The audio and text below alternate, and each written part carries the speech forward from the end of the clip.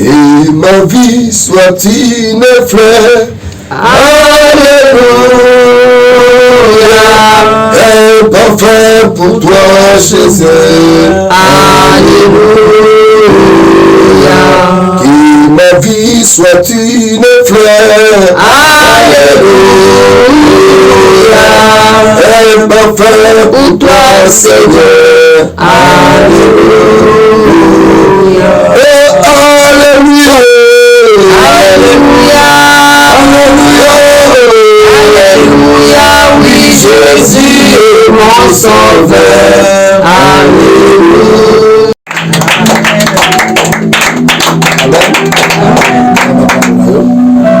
Nous avons fini notre marathon, notre programme de prière. Amen.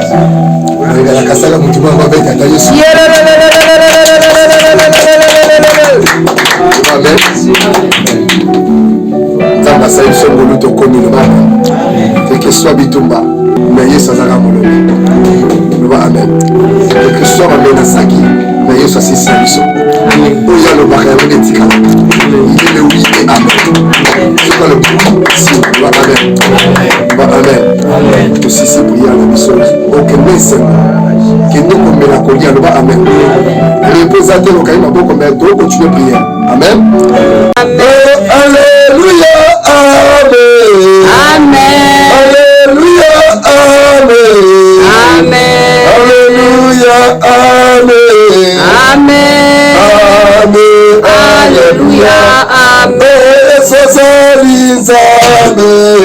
Amen. Alléluia. Amen. Amen. Alléluia. Amen. Éternel Dieu, j'ai besoin de toi, Seigneur. J'ai besoin de toi, Seigneur. J'ai besoin de toi, Seigneur. J'ai besoin de ton assistance. J'ai besoin de ton appui. J'ai besoin de ton amour.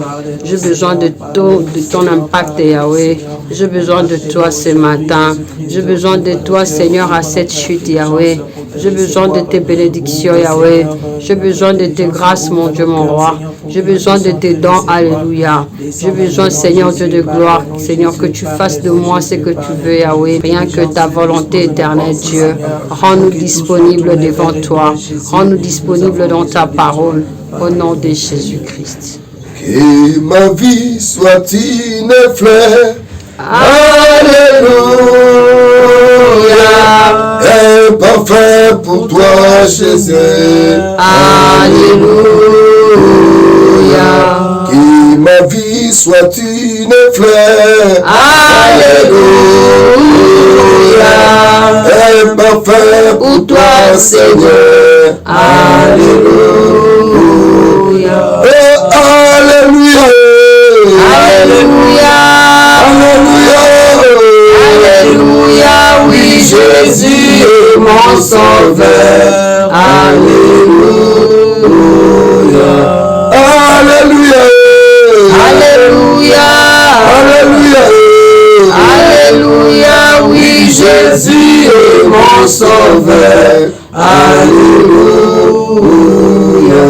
Que ma vie soit une fleur. Alléluia.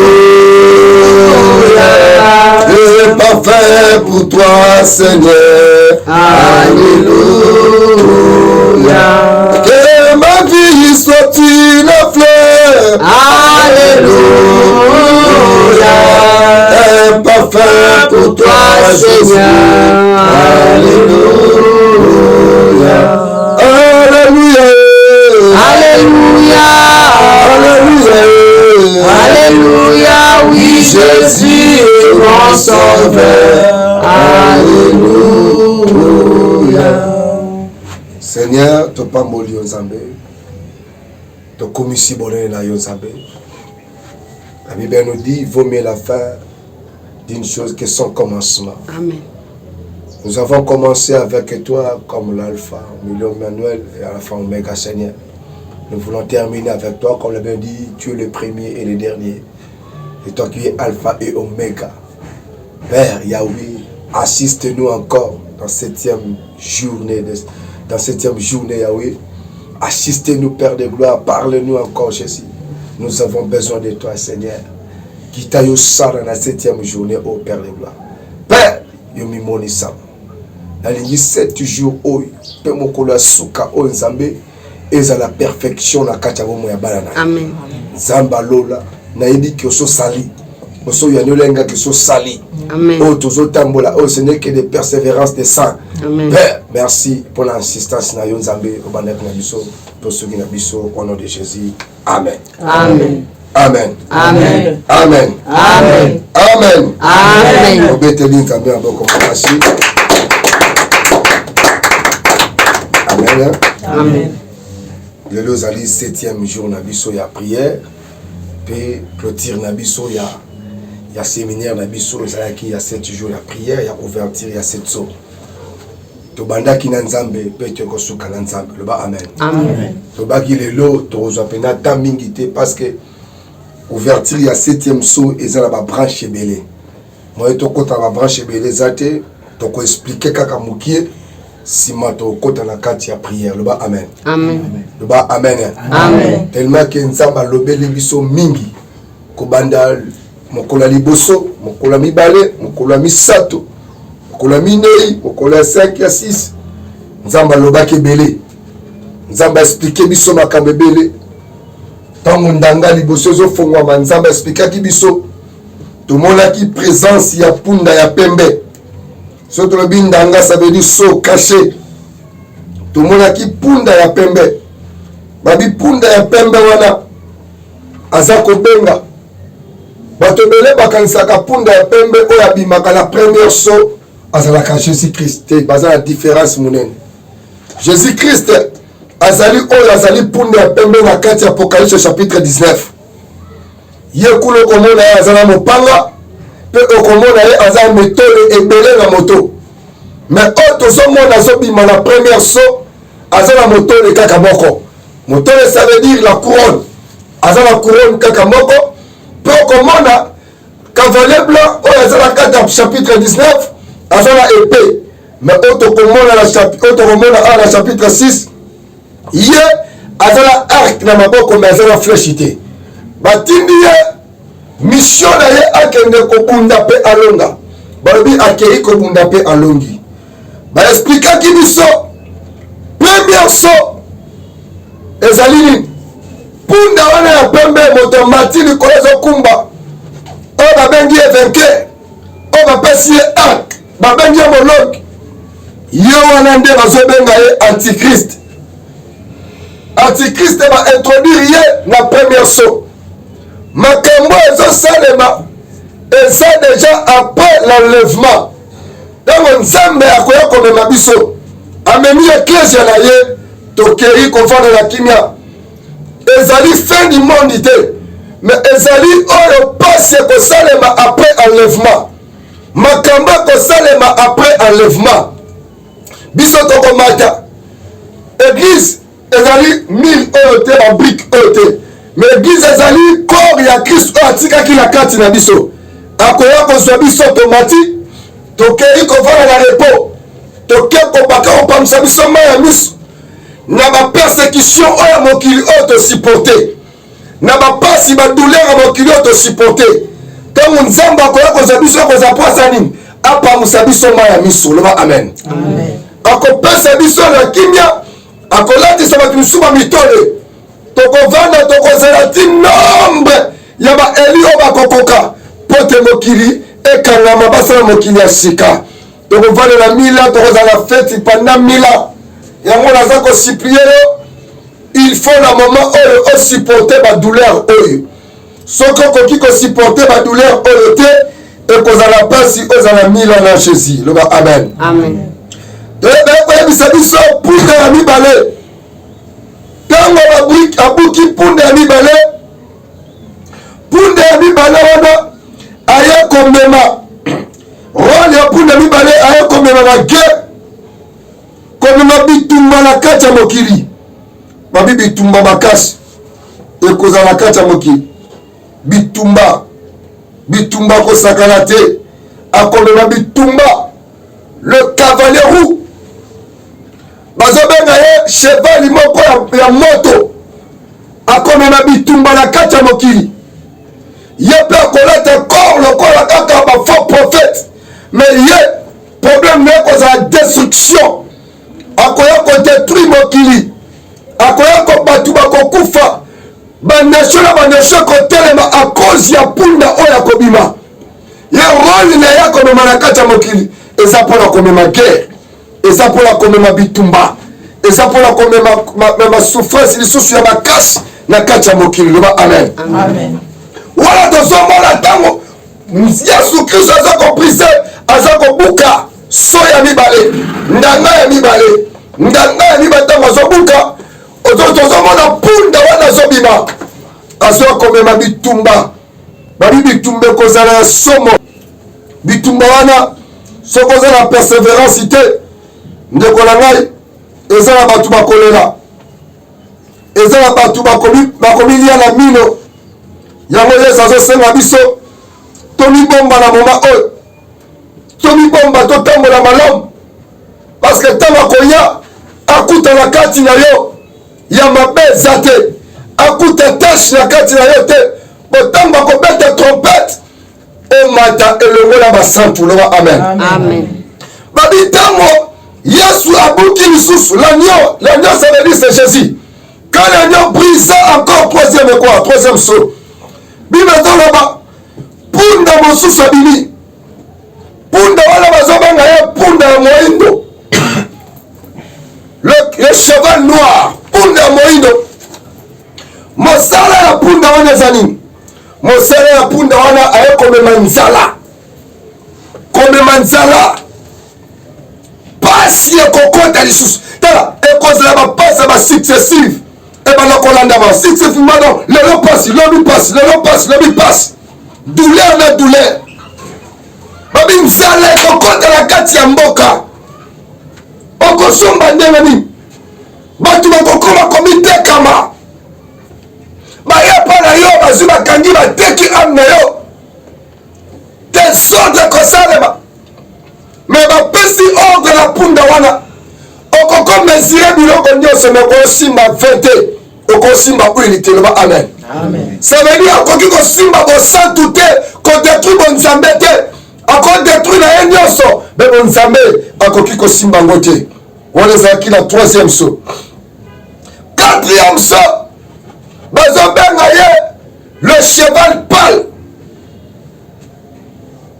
le cheval est cavalier de la mort celui qui montait sur ce cheval pâle on l'a nommé la mort et le séjour de mort l'accompagnait ça veut dire punda wana couleur na ye tala couleur pâle eza na couleur nini loba amen eza lokwa moto asili nini asili makila ndenge akombaka siko bapesi biso signification yango eza lokola moto eza kufi abandi kokota nini na décomposition omoso moto akota décomposition nde akombaka mosusu akoma ayindaka akoma asalite akoma solo nde punda oyo akobima na 4e saut bapesi ye mosala kosala nini babi akoya na banzala ya minene akoya na baepidemie ya makasi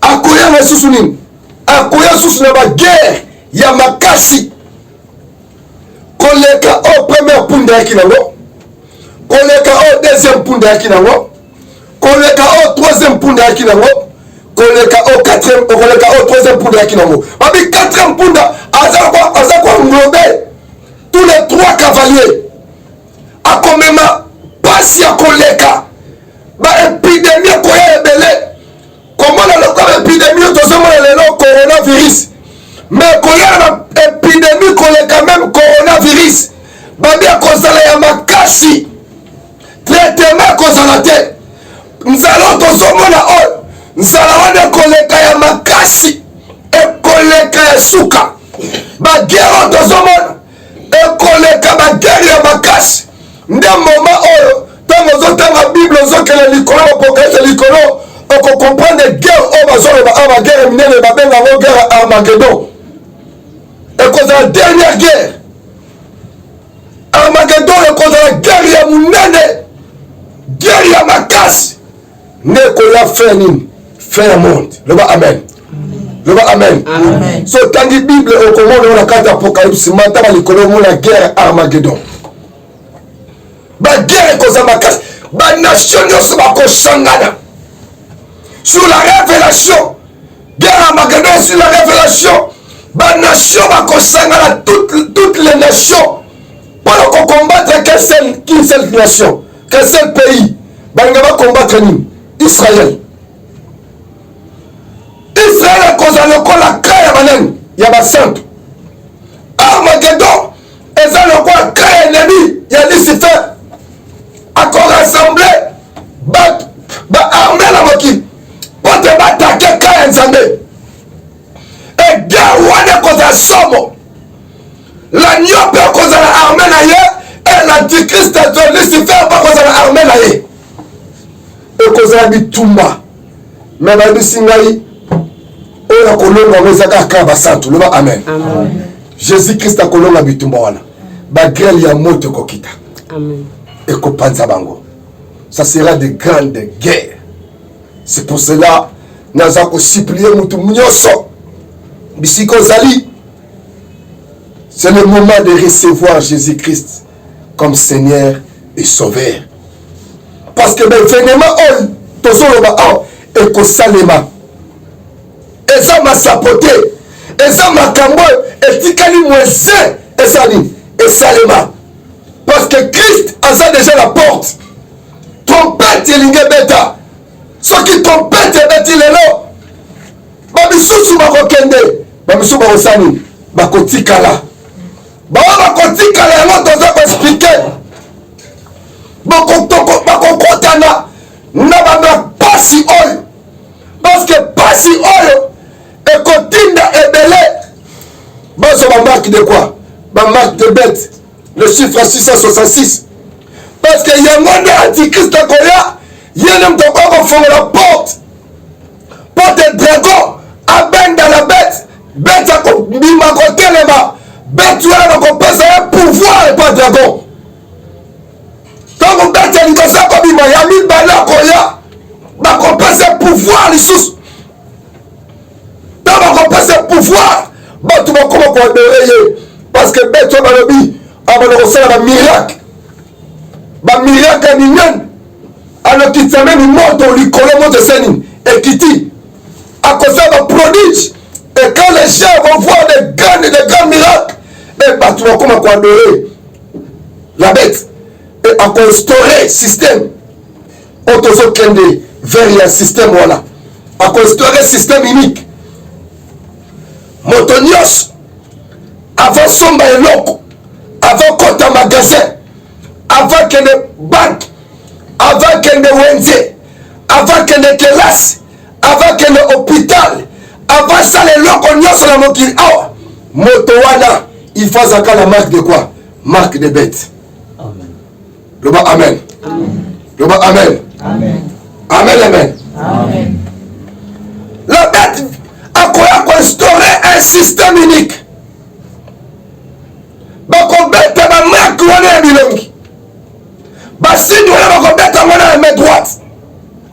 Donc dans mon compte, on connaît la bureau, dans mon salaire, ce qu'on a la marketing, moyen salaire, et santé.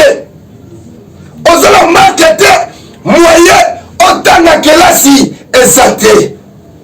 Si on a tout la marque de bêtes, nous allons le considérer comme banane, comme démon. Le bas amen. Nous allons considérer comme des démons. Si comme on tout dans un marque de bêtes, après faire un monde, il n'y aura plus le pardon. Il n'y aura plus la rémission du péché. Il n'y aura plus la rédemption. Il n'y aura plus le salut. Le bas amen. Amen. Si tu as la marque de bêtes, Dieu te considère comme un démon. Et le démon, c'est un esprit que Dieu ne pardonne jamais. Dieu peut pardonner un humain, mais Dieu ne pardonne pas un démon. Dieu peut pardonner une personne, mais le démon, Dieu ne le pardonne pas. Maintenant, quand le chiffre 666 est causé la marque et pas là, tu es devenu un démon, est-ce que l'Éternel peut te pardonner? Amen. Amen. Il n'y aura plus de recours. C'est le moment de faire entrer les recours. C'est le moment de marcher dans la vie de la sainteté. C'est le moment de marcher dans la crainte de Dieu. C'est le moment de marcher dans l'amour de l'Éternel. Dieu est amour. Amen. Amen. Jésus-Christ est amour. Tu dois recevoir Jésus dans ta vie. Corinthiens nous dit, tu es devenu une nouvelle créature quand tu reçois qui? Jésus-Christ. Le moment que tu reçois Jésus en toi, on va effacer toutes les marques de ta famille. On va effacer toutes les marques du péché. On va mettre la marque de qui? De Jésus-Christ en toi. Amen. Tout celui qui porte la marque de Christ, le diable ne peut pas te toucher. Le démon te fera loin de toi. Bah, côté la madame peut me l'arrêter. Satan n'a pas la marque de quoi? Marque de Jésus. Ce qu'on dit ça, ce qu'on dit Satan a kandi pour la marque de Jésus, ça veut dire au côté qui l'a canaillé. Au Kenya qui ne s'y comme Seigneur qui t'a sanini, au Kenya, ne Satan au sanini, au Kangayo. Au sanini, Kamumoko, au Bengani, et tout fait puissance à mon livre ensemble. Parce que puissance à Saint-Esprit, il y a un monde à l'animataka, marque à Christ dans le Minabiso. Parce que Pélaga, le Kola le Kola Mwinda, le Amen. Amen. Personne n'amène à bien. Amen. Personne n'amène à bien. Amen. Tout ce qui ne passe pas dans un million de militaires, la expliquer qu'un 7e saut, parce que le 7e saut a englobé le Amen. Amen. Maman, mon quoi, maman pasteur, en texte à la Wense. Et dans des années 1900 et quelques, avec une femme de pasteur, en texte à Soukali la Wense. Bazaki la voisine naïe. Voisine naïe, chaque jour, en texte à Soukali la Sakani. Il y a ici la caméra, maman ici la gâté. Maman passe comme ça, texte à faire mon corps par jour. Mais au moins la voisine, on rien à 5 à Soukali, parce qu'on est saline. Et ici là, ah, les motos ont été qui ça, qu'on les kangaille. Inconscient, mon frère Mathias, c'est pour cela dans ce monde, il ne faut pas imiter le monde. N'imite pas ton prochain, n'imite pas ton voisin ou ta voisine. Tu dois imiter Christ dans ta vie. Mais la femme là, telle que marchandise, moi, chose qui est chaque fois. Il y a des gens qui n'étaient comment. Aïe, Kotounaï. Mais c'est la femme du pasteur. Assemble la peine, ça. Il y a des gens qui sont. Puis nous connaissons que les gens qui n'étaient. Moi, c'est la seconde. À continuer à s'assembler là. L'homme, il a moi, sur mon gars. On lui dit, pourquoi là, il y a ça comme casse. Luka Mambonga m'a donné. Il y a quand on le dit à 5h du matin. Tous ceux qui ne sont pas mettre la langue, ils peuvent la chance. Moi, si il n'y a pas déjà convoitise, c'est ça. Et continuer. Convoitise, c'est bon, mis sur mon limo. Et il faut qu'on mis sur lui. Il y a beaucoup de souris. Amen. Amen. À quel point Luki, 5 ans, ça ne va pas aller. À Luki, Bambo, Rabingo, le Lama Bende. Bah, que 5h du matin, voilà, maman, voilà. Bon, il va aller. Et ça pour la fortifier, on mettre des bêtes, la fin. Ce qui est sur l'ingio, tala, ce qui est sur l'ingio, ça pas m'batté. Aïe, pourquoi l'ingio? A l'ingio, il bungi na yote la vie. Yo sur l'ingio, la terre, ou ta sanini. A bunga. Maman, on a dit, on a baqué 5 heures, bah, comme la main, un gilo, wow. Bah, zimbo, on a dit, on a boaki na main. Maman a invoqué, bah, tu as mis la kacha, bah, tu as mis la kacha main. Bah, mati. Bah, lokene. Bah, comme il a caca dans main, un gilo. Bah, zimbo, on a dit, bah, sanini. Baboua qui porte fongwami. Le Amen. Maï fongwami ba dindi. Yo, ba ke la monde marin. Vivant. Le Amen. Ba ke la incarnation de ba ke vivant. Ba comme le monde marin. Ha! Tu dois garder ta marque de Jésus, mon frère. Ne te livre pas dans ce monde ici. Il n'y a rien dans ce monde. Quand on va continuer le monde marin, baza la porte musika, ayoki voie gangi. Nani a continué mwana mwasi wana awa. Alléluia. Loba amen. Amen. Nani a continué mwana mwasi wana awa, ayoko sala voici un bande olenga o amemaki voici un olenga mokonzi ngai amemi ye aye kotuka ngai aye kotiola ngai botala na elongi na ye elongi na ye marque de bete elosa nini marque de Christ elosa nini epela abi ayewa na elembo ya mete na ye aye kotuka na ndenge akoti awa akobima lisusu te voisine na ye asengi maître bapardon abi bakobomanga bi ndenge aye kotuka aye na marque wana awa kosala nini aye koluka nini awa marque ezalaka awa te aye koluka nini bakanga mwana mwasi wana ti lelo atikala kobima te atikala na monde marin ti lelo de 1900 ti lelo abima te mobala avandi ya butu azela mwasi azoya te lobi azela te baluki mwasi amonanaka te nde voisine ayoki kobanga susu na mobali baye koyebisa etala boye eta mobali alela tosambelaka nzambe ozoluka nini soki omoni moto azotekisa bele kolanda ye toyebi te akenda na marque de Jésus bakanga ye na prison azosala bamisala ti lelo akozala ti mokolo linere ekosala nini ekoya loba amen bisiko ozali admire vie ya bokristo admire Jésus Christ na vie na yo tambola na Yesu kotambola na mokili te Yesu soki afanda kati na yo ata pasi eleki pasi wana ekomemona liwa te pasi ekozala lelo melobi okoseka nde bongo Yesu amemaka biso abekali na kokubisa nanu biso mpo ayebi ke soki apesi yo sikoyo okosa nini osaka nango il faut kuba mpo tosaka na gloire ya nzambe te loba amen bomba moto na yo maki na yo bombango bomba yango loba amen loba amen oyo ezalaki 4e so babitala bafongoli 5e toekomona bamartyre oyo babomaki bango il avait un roi abomaki bachrétien ebele bachrétien ebele bakufaka ntango déjà yesu asamataki na moment baapôtre ezalaki na bachrétien bakufa batumba bachrétien babomba bavrai chrétien nde ozomona makila ya bango esa nini ezoganga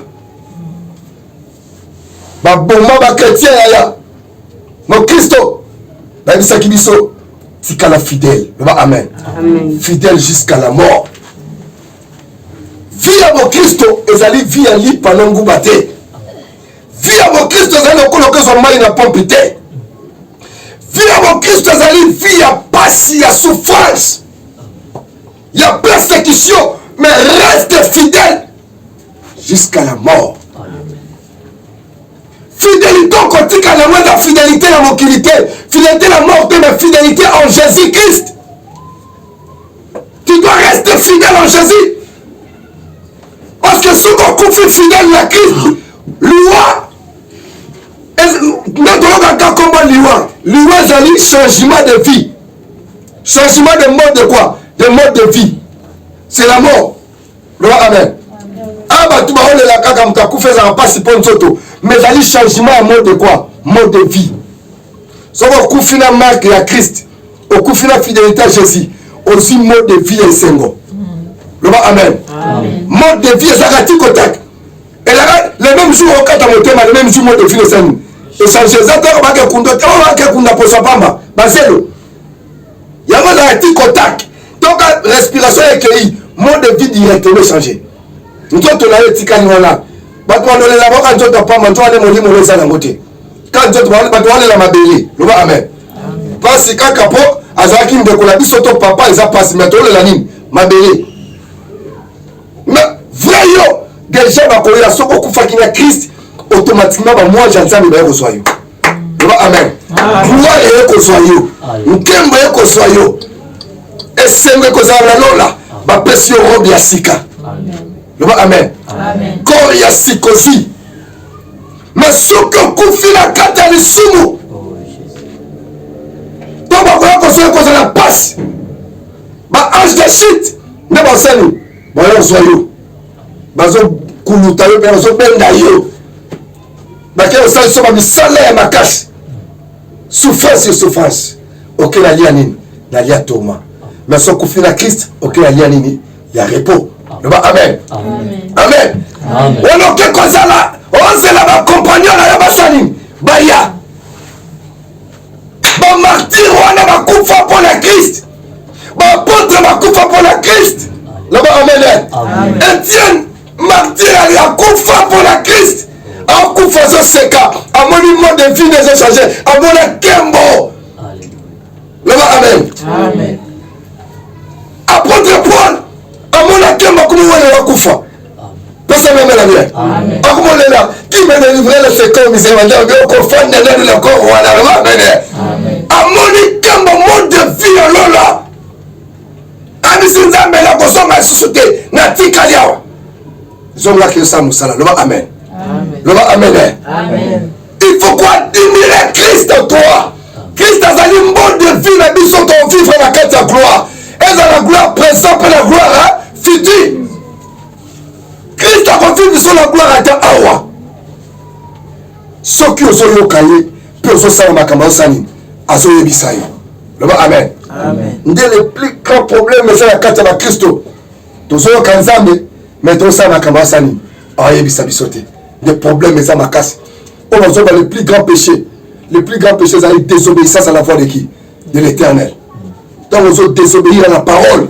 péché ya mwana makasi mpo liloba ebombi nyonso na kati la parole ebombi nyonso mais quand tu désobéis à la parole de l'éternel ozosumuka vino ezokende na kati ya retard loba amen bible abi quand il brise encore le sixième sceau sixième sceau babi eza batremblement de terre bamakambo esalemi ya kosakana te somo enkare ya bato bakokufa mabele kopasuka lole koningana babi lole koninga memi lole kolimwa le puissance du ciel ekozala mbale babi mapate ekodisparaître kolingama sikoso mapate elingami nini mte kotikala ye moko tata kotikala troni na ye loba amen ota siko mokili polele ne makambo esama mokili na biso la colère de l'agneau qui sinistera devant la colère de l'agneau kanda ya nzambe kobe yesu kaka tiala yaya silisa bato mosusu bakosikisaka nzambe na vi na yo te loba amen yo olingi kosikisa nzambe tika kosilisa nzambe nzambe asilikaka te alinga mpe kosilika te po soki nzambe asili te okolimwa okozala na lola te okozala mpe na nini na geni te soki okozala wapi nzambe basilikisaka ye te nzambe babersaka ye nzambe baadoraka ye balengaka liboso ya nzambe bafukamaka liboso ya nzambe batremblaka nalinga nde babona kiswahili mungu akongopa mungu aheshima aza nzambe okopesa ye heshima ça veut dire le respect mungu akotetemekea eza nzambe folenga liboso nzambe balengaka liboso na ye nzambe asala te folenga loba amen loba amen mais il ne faut pas déranger loba amen loba amen betela nzambe maboko makasi betela nzambe maboko makasi namusala resala loba amen là c'était le sixième saut mais là aujourd'hui tokoka ya teme na biso mpe tosilisa loba amen loba amen tozosilisa na bino koloba mingi te parce que tolinga kaka tozongisa maloba oyo tolobaki liboso po te eprompane biso po te esala biso bolamu loba amen nabi reste fidèle en Jésus-Christ. Christ revient bientôt. Christ revient bientôt. Il revient bientôt, mon frère, ma sœur. Jésus-Christ est en route. Répands-toi. Reçois Jésus comme Seigneur et Sauveur. Que nos beaux tamambalami balé. Exactement, amen. Que nous avons baptême. Baptême à émotion, baptême au thème à Zuko pour la sopélo maïté. Baptême au dîner à Kachamai, au bimi. Loba amen. Loba amen. Au dîner à Kati Poserini, au bimi. Tozola exemple nan. ya Christ. Baptême te oza mwana 6 mois batio baptême. Baptême wana nzamba confirmer te. Oza sona baptême ezalaka ntongo komi mature. Amen. La maturité oyebi ki oza mabe pe oza malamu. Ondimi kotika mabe et ondimi kotika mabe. Donc on se compte à la baptême. C'est moi qui parle ici. Donc on se compte à la baptême. Tu vas changer ce baptême. Au nom de Jésus. Même si au baptême, là, tu vas changer. Quand tu vas grandir, tu vas comprendre toutes ces choses ici. Amen. Amen. Parce que tu es d'abord petit, tu ne comprends pas toutes ces choses qui se passent ici. Amen.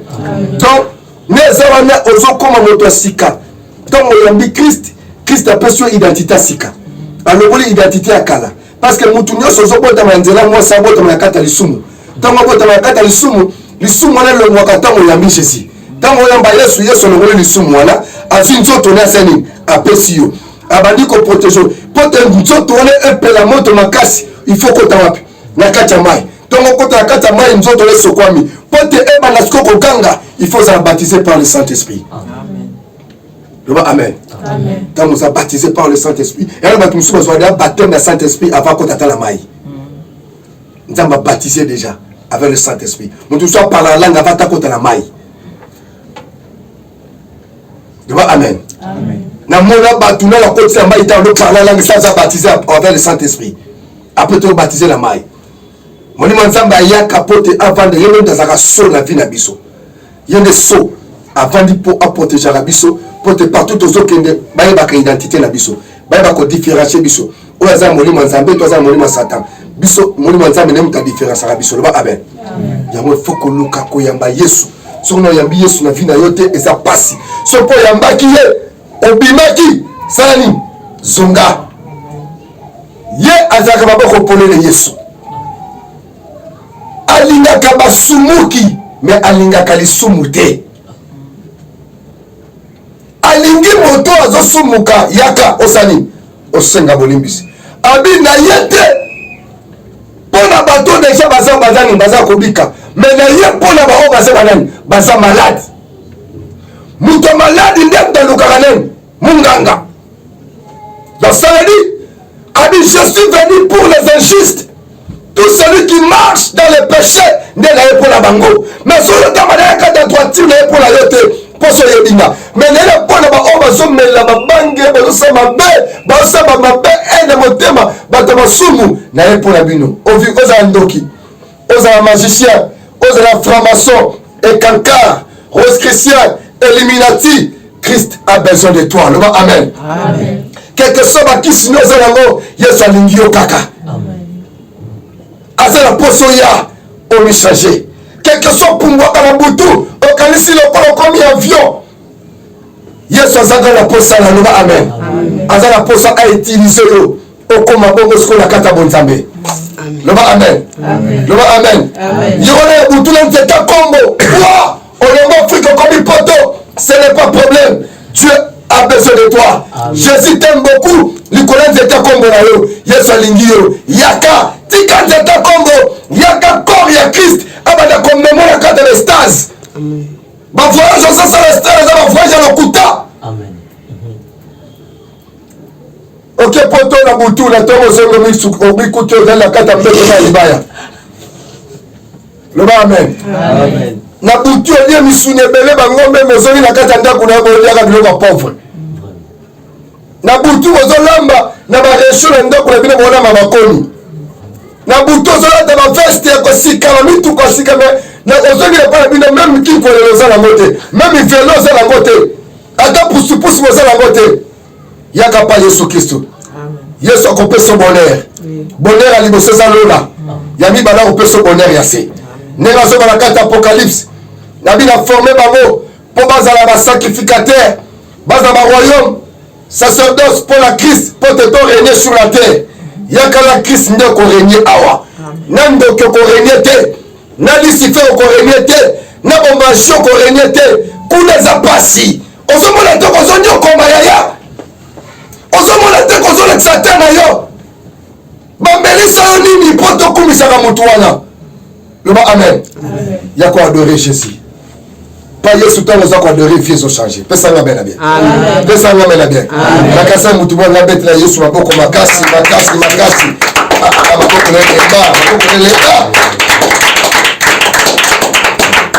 Le septième saut. Septième saut dans ma cam. Alléluia. Amen. Tout est l'ennemi.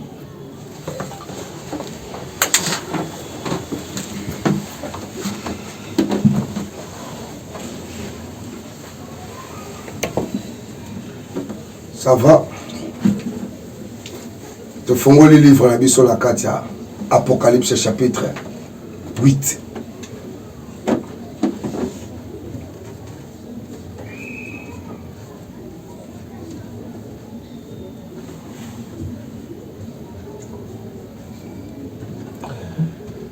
Apocalypse chapitre 8.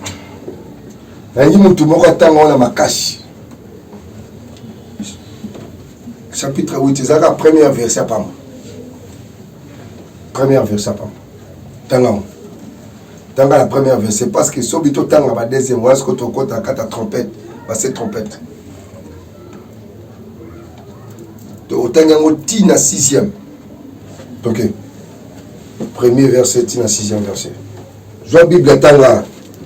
Tout ça est retard. Oui, je vais m'attendre à ça.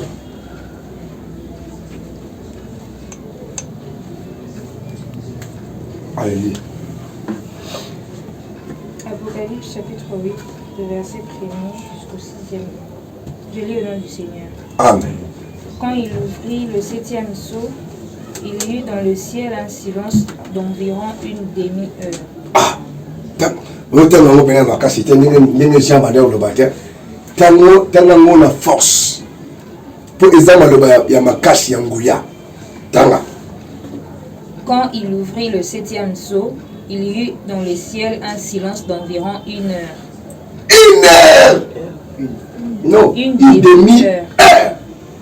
Fallait non qui mène, quand on a mis son Quand l'agneau ouvrit le 7e sceau, il se fit dans le ciel un silence. Un silence dans le ciel. D'environ une demi-heure. Quand on a mis son à la kimia.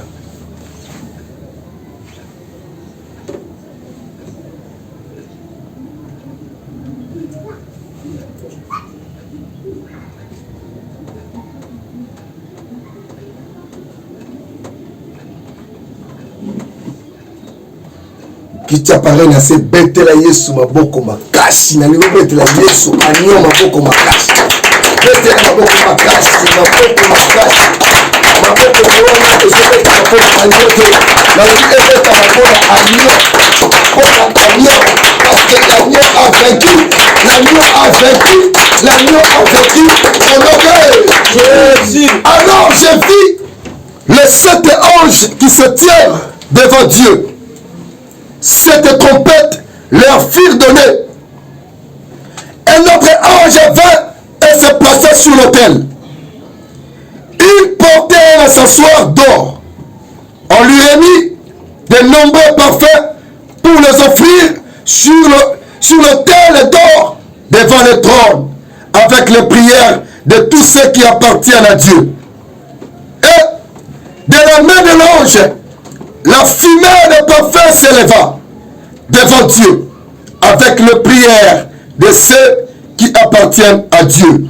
Tikate le sambo na yo et matalelo. Amen. Na lobi prière na yo et sangana parfum Zambé. Amen. Na bi prière na yo et sangana parfum Zambé. Amen. L'ange a pris à s'asseoir, le remplit de braises ardentes prises sur l'autel et le lança sur la terre. Il y eut alors des coups de tonnerre, des voix, des éclairs et un tremblement de terre. Alors les 7 anges qui tenaient les 7 trompettes s'apprêtèrent à en sonner. Le bas, amen. Ah, ça c'est très fort encore aujourd'hui. C'est très fort, le bas, amen. Amen. Quand l'agneau ouvrit le 7e sceau, il Il se fit dans le ciel un silence d'environ une demi-heure. Donc ça veut dire, Ngungi, Mpese, Niao, Mousserekete, Bikalakonk, toutes sortes ya nyama. On va zakana lola. Eza la fleur. Eza la nzete. Mai. Être nyonso eza la kana lola. Bango nyonso basakini. Bafandaki kimia silence absolu. Loba amen. Amen. Kimia côté la katialola. Et l'eau qu'on s'en bougeté. Dans la vie pendant demi-heure, ça veut dire, ce qui me contacte qui a 11 heures, qui 11 heures combien? 30. Donc 30 minutes de silence. Maintenant 30 minutes de silence, ma caméra dit qu'on s'en va 30 minutes de quoi? De silence. Ah, le amen. Voilà, nous devons bouger de ce qu'on s'en bandi ma cambo. Nazo émission la tonga lelo. Lelo binemi na yo ba kofanda kimia. Parce que Nzamba Sobanda Likamba Sika la Kacha Fila. Amen. Amen. Ah, amen. Nous sommes comme Sangari. Amen. Quand Nzamba brisé 7e soir, la Kataka Binemi Kimia Pevandi. Amen. Ceux qui l'ont le Vandi Kimia Mabele Pesa Galine, et Vandi la Kimia. Parce que l'on en aime dans le Nakano, Nyos. Brisima la 7e soir, alors. Donc ça veut dire, et alors qu'on a Nzamba Beti Emma. Avant ici, nous devons stop. Ce qu'on va être ensemble, bandit qu'on salema. Ma prière, il y a ma sainte. Prière, il y a bando sala. Les lois sala ma camolelo. Prière, depuis on sala, depuis qu'on a mis combien. Les lois sont là dans le soto. Prière, on a la libanda. Prière, on a la mazamba. Prière, on a la mazamba.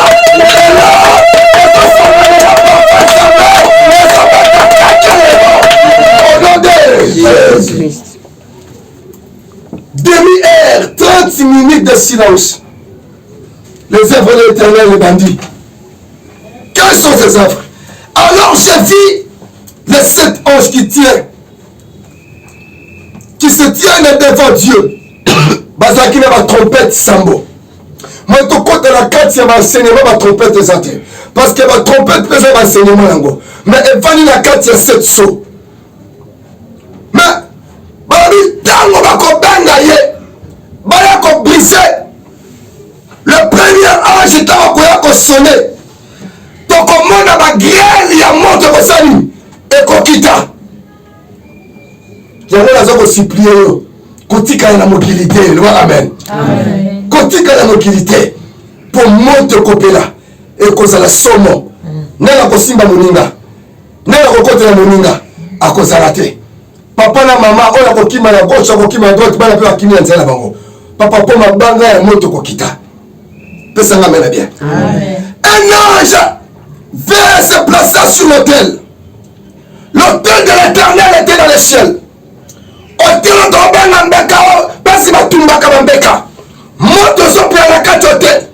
Même ça c'est l'hôtel ozobona oyo eza hotel ya Nzambe skola kati awa moto esani epela lokola moto epela baya na asexuel eza oyo église catholique esalemaka oyo baboka moto boye nde obengaka asexuel loba amen na lola mpe ezali bango bazwaka makambo lola tikaka loba amen loba amen babi bakoso azwi wana na asexuel azwi makala oyo ezopela na kati ya nini na kati ya hotel azwi yango akotisi na kati ntango azotie na kati eza babengango asexuel or eza ya or tellement ke kuna likolo ka ba or nde moto ezalaka bamemeli ya baparfum ebele mpo aya kobonzango na kati ya hotel liboso na Nzambe na tro na Nzambe mpe bamemeli ye bapriere ya baor nyonso baza ya Nzambe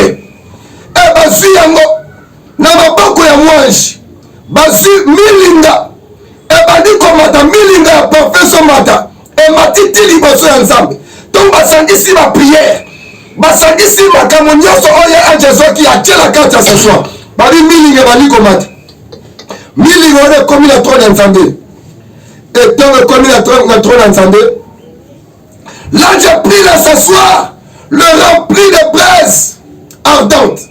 Azui makala ya moto entier. Oyo azoki na kati ya hôtel. Elle lança sur la terre. Azui yango balosambo ya basantu. Baevre ya Nzambe. Misala esalamaki na ekulusu. Oyo Yesu asalaki. Oyo bapotre basalaka. Oyo baprofete basalaka. Nyonso basali basangisi yango. Na oyo biso tosali. Na bapriere na yo. Bazwi basangisi yango. Bakotisi na s'asseoir. Babi ange wana abwaki yango na mabele. Ntango ezokita na mabele,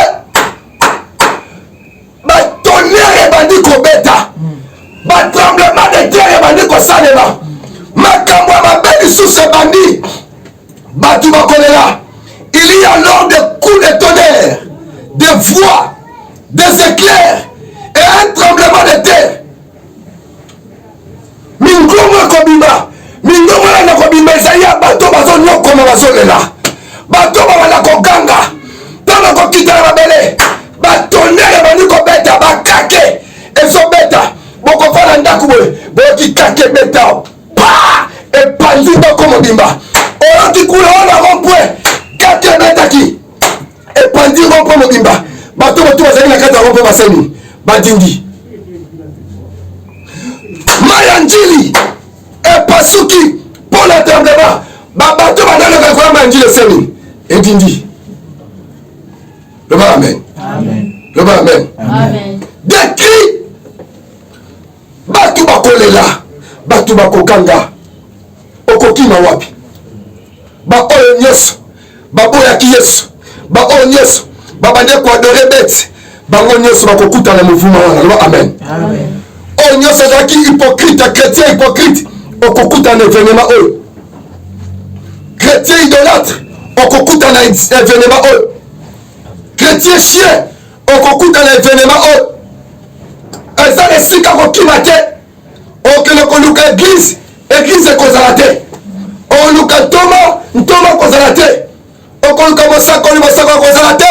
Mais ça sera la colère de l'Éternel qui va frapper le monde. La colère de l'Éternel qui va frapper la terre. Le tremblement de terre. Ekosalema, ekobouge mokili lisusu, ekomboma batu. Batu bakolela, batu bakonyokoma, batu bakokwaya, batu bakodinda, batu bakolela la dimension ya likolo. Bakolela secours. Okolela secours pardon. Et pas agneau. Mais agneau nem dans sa musala o, le ba amen. Amen. Agneau koya na sécurité. Non na ko secours yo parce que la bilola kinyam te kozala. Kinye kozala lola. Pendant makambele salima ba ange nyos ba tutu ba otala muta ko lo bazate o azolo besika wana ozo commander zaka nzambe na Yesu. Le ba amen. Amen. So ko bele le secours panel. Ma sœur, mon frère, dans la catastrophe koleka. Est-ce que kokoka yango dans la passe koleka? Est-ce que kokoka yango minyoko oyo okokoka? Parce que le moment où il y a un camion qui est parce que tu as Saint-Esprit à Zanami au Kokate. Il y a un Zanami au Kokate. Et donc, on passe sur la monnaie de Kozalate. On secoue il y a Christ de Kozalate. Nana ko secourir yo. Kindoke ko secourir yo te. Nana ko secourir yo te. Magicien ko secourir yo te. Magicien ko lukasika ko kima. Magicien ko belela. Immeuble ko la kufa. Immeuble ko boya ko koya. Bato ko liwa na ta oyo. Liwa ko zalate. Parce que liwa pe ko sani. E ko kima. Liwa pe ko banga makam. Le jour de ce jour de mort. Ya ko pe sani. E ko kima. Et le quoi pour ma dérosa mon colorate. Pourquoi ne m'attirer Kokufa? Parce que mon tout fasse sentir douleur. Oyo ne lisa kinzambe. Le bas amen. Amen. Tu t'as créé par son image. Il t'a pas créé pour te oignon comme la cascade d'Amokili. Quand Dieu t'a choisi, il savait pourquoi il t'a choisi. Quand Dieu t'a appelé, il sait pourquoi il t'a appelé. Accepte l'appel de l'Éternel. Tu dois t'approcher. Si l'Éternel te cherche, tu dois t'approcher à l'Éternel. Ceux qui ne sont pas louki yo yaka. Ceux qui ne sont pas benga yo yaka. Quand c'est la fierté, son temps bazo benga yo. Comme ça mine n'était. Et pas nzambe makambe umelaka. Nena biso pas nzambe makambe umelaka. Makambe zo umela à cause na biso moko. Nzambe za intérêt ni pas umisa makambe na fina. Parce que yo kuta ya nzambe. Oko kendo okute ka nzambe. Oko zala to okute ka nzambe. Ce qu'on a l'intérêt nini pota umisa makambe na fina yo. Avant yo zalaki na batu basaki nini? Basalaki yo oye koya kaka. Et puis yo ye na ta ngolu. Bonga batu ba vivaki sangolu. Ba vivaki ndengani. Tokotuna Abraham ndengani. Tokotuna Isaac nini? Loba amen. Amen. Loba amen. Amen. Bana Sodome et Gomorrhe bakolela. Bakolebisa nzambe le jour de jugement. Oko juger biso boyete. Bango basalaki ngolu. Babi tozaki mutokote ya biso te. O juger biso pour nini? Toza jugement moko te na ba oyo génération oyo. Génération na biso. Génération na biso Yesu yemoka leki na mokili. Amen. Amen. Génération na biso apôtre baleki. Basali bazoleka. Mais génération na Sodome et Gomorrhe Yesu aleka kité. Basali baleka kité. Amen. Amen. Bakomisa nzambe ko juger biso boyete. Nous n'avons pas eu une personne de nous prêcher. Nous avons été saté. Comment tu peux nous juger comme cette génération? Et les enfants de Tyr et Sidon, côté de ma banque, il y a jugement. Nous avons jugé sur ma capacité, le col à peuple. Il faut pour la génération maudite. Toi, tu n'es pas d'une génération maudite. Amen. Amen. Il faut t'aimer la mort. Ceux qui tu vas rencontrer la génération maudite, toi, tu n'es pas de la génération maudite. C'est la génération où on a beaucoup mis ça comme Jésus. C'est la génération où on va reprendre le nom de Jésus dans le monde entier. C'est la génération où on va retenir, on va conseiller que c'est bébé. C'est la génération où on va repiquer son maladie comme Jésus. Cause la génération où on va la carte de la boîte. Cause la génération où la carte de la boum. Cause la génération où la carte de la barre. Cause la génération où on va gagner. Cause la génération où on va ndoki. Cause la génération où on va féticher. Cause la génération où on va nganga. Cause la génération où on va magie. C'est une génération maudite. Amen. Amen. Quand on appelle la génération maudite, c'est une génération qui va continuer à quatre monde occulte. Amen. Amen. Il y a eu des tremblements de terre, mon frère. C'est pour cela que je t'explique, je t'exhorte. S'il te plaît, je t'en supplie. Viens à Jésus. Jésus t'aime beaucoup. Viens à Jésus. Jésus-Christ a besoin de toi. Il a laissé son trône pour que tu sois sauvé. Il t'a donné la vie. Le souffle de vie qu'il te donne chaque jour. Tu payes quoi? Qu'est-ce que tu veux? Pourquoi tu ne veux pas obéir à la foi de l'Éternel? Pourquoi tu n'acceptes pas Jésus dans ta vie? Pourquoi tu aimes seulement le monde? Pourquoi tu aimes la musique? Pourquoi tu aimes la combien de la batou? Pourquoi tu aimes la batou? La génération, même les jeunes garçons vont changer ma fille, le col à bilamba, la maman l'attaque. Ma jeune fille vont changer la bilamba, le col à ma chemise, ma soutien, ma zolata. Et c'est la punition aux hommes, c'est le Amen. On continue vraiment parce que yo, moi, si on va, on doit changer, moi, si le col à l'ambo l'attaque. Yaya. Okokutana makambo oyo soko yokitelo. Amen. Amen. Batremblement de terre okokutana ngo. Des tonnerres okokutana ngo. Okokutana ba cavalier. Ba cavalier ba kolimbisa yo te. Soko lingi cavalier kima yo, tu dois te repentir. Suivez Jésus comme Seigneur et Sauveur. Amen. Amen. Il y avait un homme à demander Seigneur Jésus. Il a dit à Christ.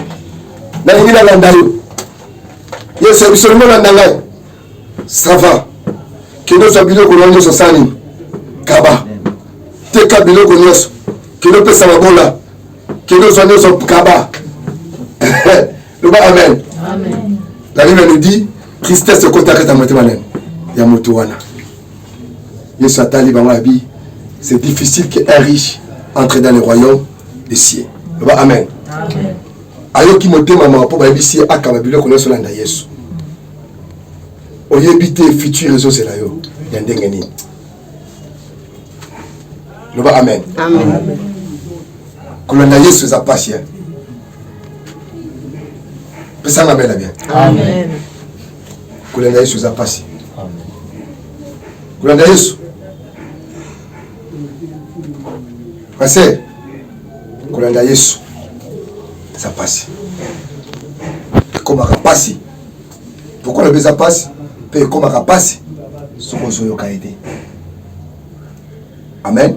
Amen. Ce qu'on a été sauté, ma camouté comment passe na vie na yo.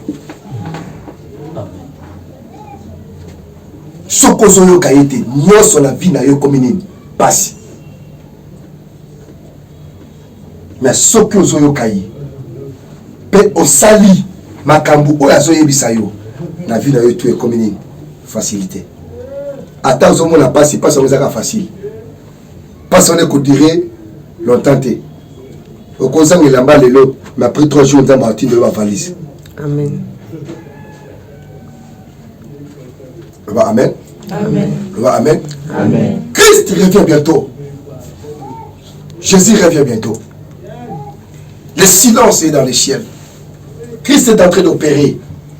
Le 7e sceau est déjà brisé.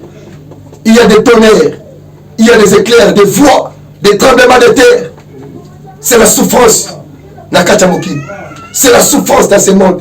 La terre va connaître beaucoup de souffrance. La terre va subir. Et quand on dit la terre va subir, on ne parle pas de cette terre, mais on parle de quoi? Des hommes. Et ça va subir. Ma belle est subir. Ma belle est en sani. Ma belle est un problème, mais ça va subir.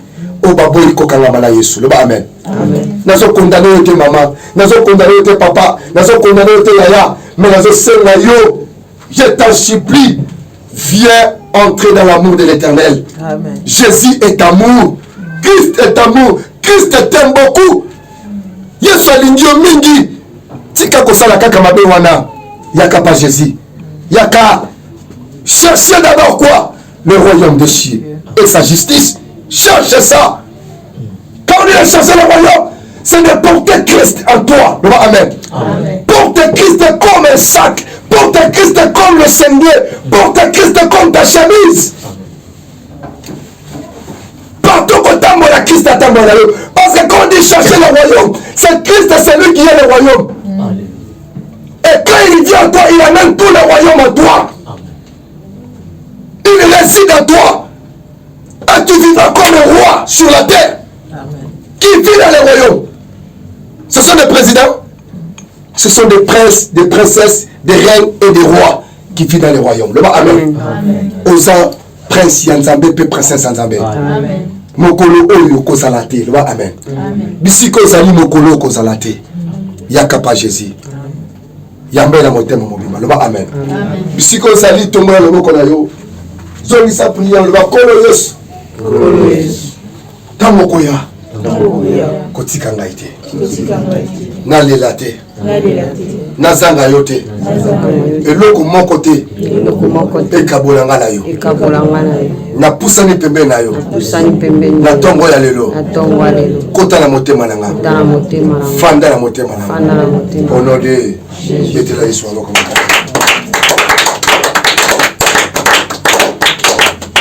Amen.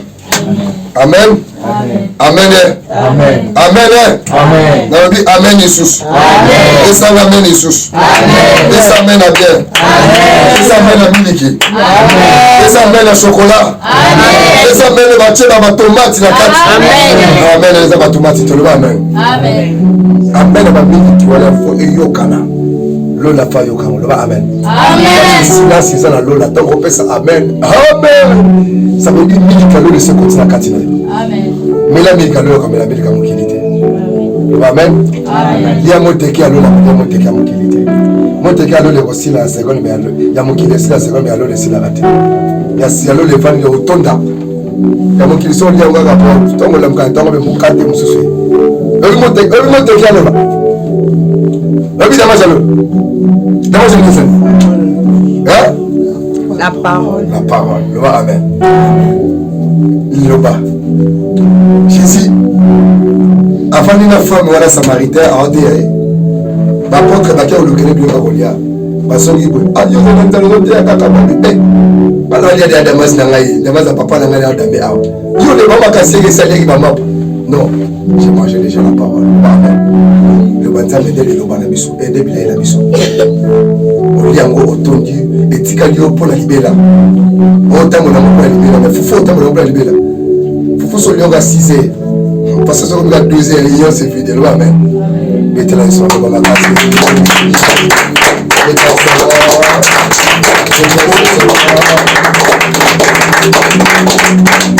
Jésus t'aime beaucoup.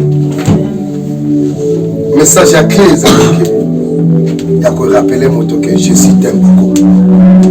Quelle que soit ta façon, quelle que soit marche nayo, Jésus t'aime toujours. Amen.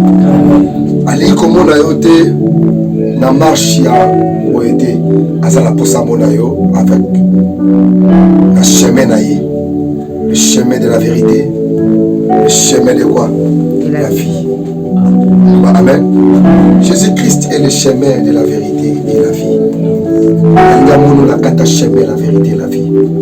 Je te le répète encore, Christ t'aime beaucoup. Dieu nous aime beaucoup. Alingi biso kolekelo kutuna kacha mokili. Bolingo oyo alingi biso mota mokili jamais kopesa yo. Même maman oyo abota yo akopesa bolingo kwa Jésus te. Yo pe folinga. Amen. Amen. Tu aimeras ton Dieu de tout ton cœur. C'est le grand commandement. La Bible a souligné en gros, c'est le grand commandement. Pourquoi la Bible a souligné en gros le grand commandement? Parce que Dieu est d'amour. C'est pour cela a dit qu'un grand commandement, tu aimeras ton Dieu de tout ton cœur. Il parle toujours de quoi? De l'amour. La Bible en commençant, quand tu dois se demander, tu sais qu'à Christ parle seulement quoi? De l'amour. Amen. Amen. Aimer vos ennemis, c'est l'amour. Atoza ndoki yaka yeso koyamba yo. Atoza magicien yeso koyamba yaka na komi tubela. Yaka osobo ya pour nini tango tikali mupie. Ngombe tikali mupie wala ngombe tikali mupie. Oui mais ngombe tikali mupie pour que Jésus revienne. Le 7e ange fait sonner la trompette. Et quand on va sonner, token de bisonio solo amen. Token de kotikalate. L'autre matin l'autre monde ndenge salaka. O linga sumo kilite lo amen. Obi mokili za kufa. Mokili za ténèbres. Et donc tu vas mokili. Soko mati likolo na ba espace ekolo abalola kusoko mokili aola kusoko mokili ndenge mokili zaka mwindo molili salite batu batamala mokili batamala lokola batu basumu na kati ya mokili balokola bangulu ndeko bamona bangulu tuza corps incorruptible so mati likolo na se bangulu bantamba salite ba matana comment on dit que ngabonité tala moni avakaro ofana ndako tapi mami pembe ya lokuta bala men moni na pembe ya sola Jésus Christ amen yo ndem to zanda kuna yi eza bonté yo zanda kwa Jésus il faut minda pembe ko epela na kati na yo amen amen il faut bakaro ko eza na kati na yo amen potanga soya bakota la kimia afanda. Alléluia, est parfait pour toi Seigneur. Alléluia, alléluia, alléluia, alléluia, alléluia, oui Jésus est mon sauveur. Alléluia, alléluia. Alléluia, alléluia, alléluia, oui Jésus est mon sauveur. Alléluia, qui ma vie soit une fleur. Alléluia, et un parfum pour toi, Seigneur. Alléluia. Que ma vie soit une fleur. Alléluia. Un parfum pour toi, Seigneur. Alléluia.